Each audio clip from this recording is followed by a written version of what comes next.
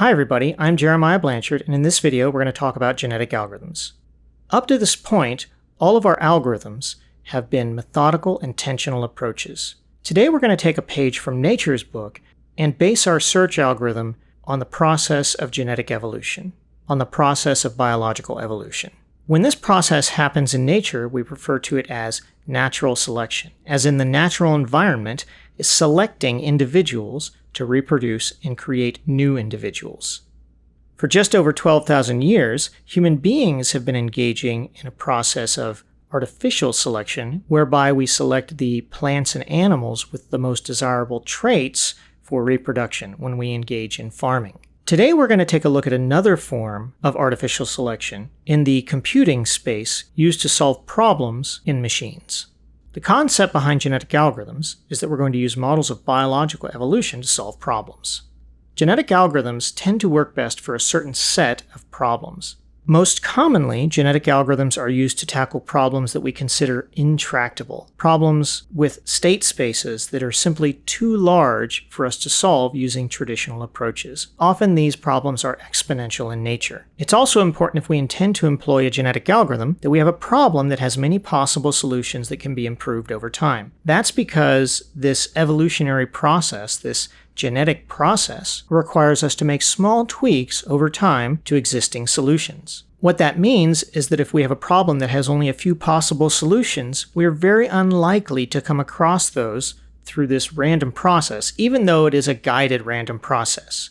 So for example, if we have a maze that has only one valid path, a genetic algorithm would probably be a poor choice for finding the path through that maze. It's important that if we're going to use a genetic algorithm to solve a problem, that we are willing to accept a suboptimal answer. Because for the same reasons, a genetic algorithm is very unlikely to come across the one best solution. That doesn't mean that it can't give pretty good solutions, only that we shouldn't expect the best solution from it. In the context of search, we would not consider a genetic algorithm to be a systematic search, because it does not always perform things in the same order. It does not always yield the same results. Even if we put the same data in, because of the random elements in a genetic algorithm, it is very likely that we will get a different result out. It is an informed search because it uses information about the goal to guide the search, but it is not optimal, complete, or exhaustive. And you might be wondering, with all of these caveats, why would we even use a genetic algorithm? And the answer is, if you had a better solution, you wouldn't. Genetic algorithms are an algorithm of the gaps. We use them to solve problems for which we do not have a good solution. In the context of genetic algorithms, we often borrow some words from genetics and biology. The words do not mean exactly the same thing, but they're close enough that they give us an idea of what's happening. A chromosome or a genome is a potential solution. So in the case of a path planner, the path would be the chromosome. And chromosomes are made up of a sequence of genes, which are attributes or features of a solution. In a path, this might be midpoints along the path, so that if you connected them, it would take you from the starting point to the destination. When we talk about the fitness of a chromosome, we're talking about how good it is, or how optimal it is, how close it comes to the best possible solution. And there are three main steps in any genetic algorithm that we take from biology. The selection process is how we choose which individuals get to reproduce. Recombination is how we create offspring chromosomes. And mutation is how we introduce small changes and tweaks to the solutions. In order to look more deeply at the selection process, we first have to understand more about what the fitness measurement is. The fitness measurement is some kind of numeric measure of how good or how optimal the chromosome is. And we should be able to use it to rank the chromosomes against one another unambiguously, from best to worst. That doesn't mean that two chromosomes cannot have the same fitness, only that if they do, it should be an indication that those solutions are equally good. It's very important that when we perform a fitness measurement, we are measuring solutions as a whole and not individual genes. And that is because genes do not express themselves in a vacuum, whether in biology or in the context of genetic algorithms. In biology, there are many genes which affect eye color or skin color. And by the same token, in a genetic algorithm, any one gene is not a measure of how good a solution is.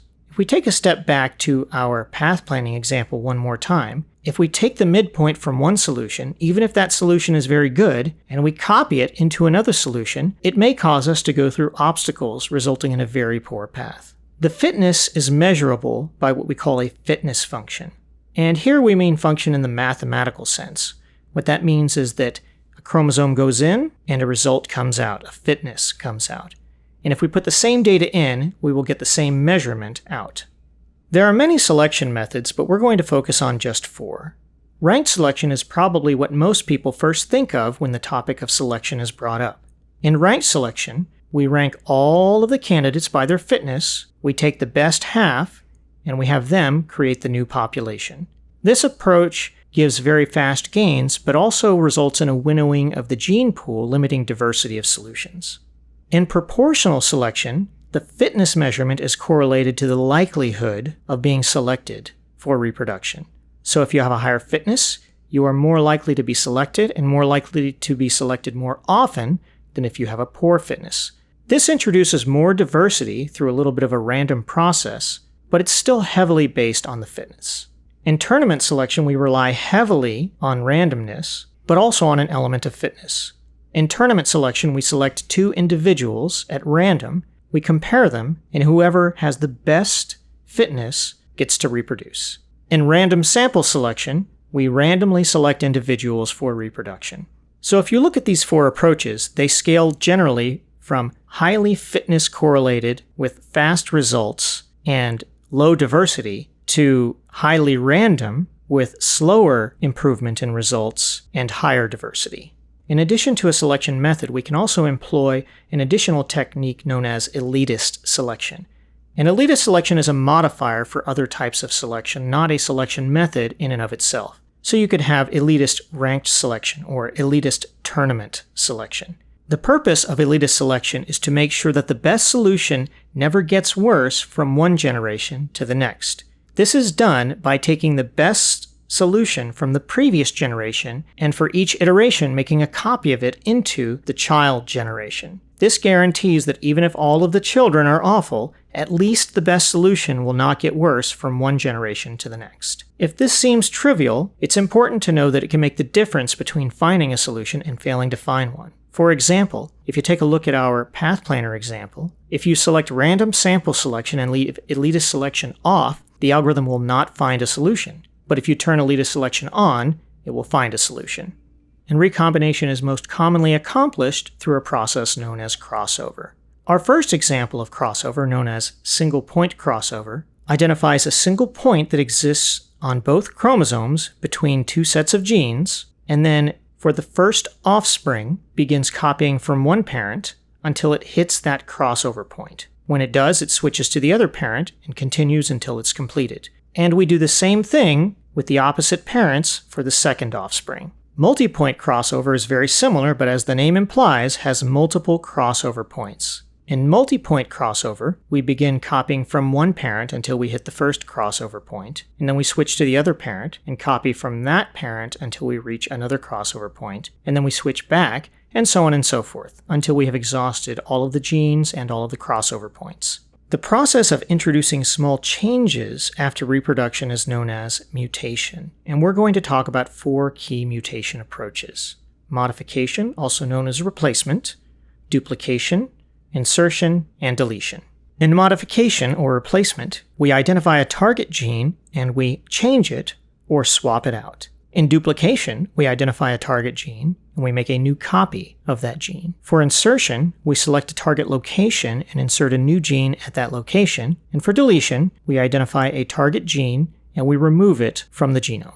To implement a genetic algorithm, there are a few key pieces of data we need to identify. The first is that we need to identify what data will the genes be made up of. Now, this doesn't have to be a class, and it certainly doesn't have to be called gene, but it has to be something we specifically identify that has data inside of it, something that affects the solution. We also need a chromosome class, which will have at a minimum a set of genes, but also often has a fitness measurement built into it. In the example of the path planner, the genes might be midpoints, and the chromosomes might be the complete paths. What follows is an example of a genetic algorithm taken from our path planner example. It's important to know that this is just one example of how you can employ a genetic search. There are many variations on it, and this is but one case. First, we generate a random pool of chromosomes, and we calculate the fitness of those chromosomes. Generally speaking, this first set of chromosomes is not good, but some of them will suck less than others. The next step is that we check to see if we have finished the genetic algorithm. In the case of our path planner, we ask, has the application quit or has someone pressed the pause button? If that is true, if we have reached a terminal state, then we return the best candidate so far as our solution.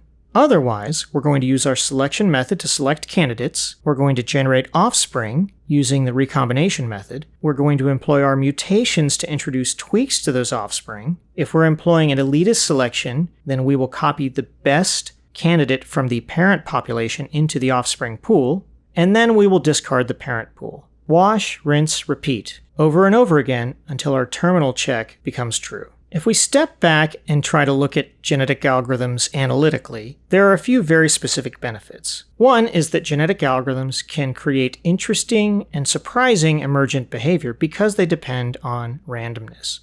Of course, this can be a double-edged sword because it makes them harder to predict. It also doesn't require any hand coding if you've written the algorithms properly. It can also be applied to very large state spaces, and it is flexible and adaptable. However, there are also some drawbacks to using genetic algorithms. One is that it is very poorly suited for some applications.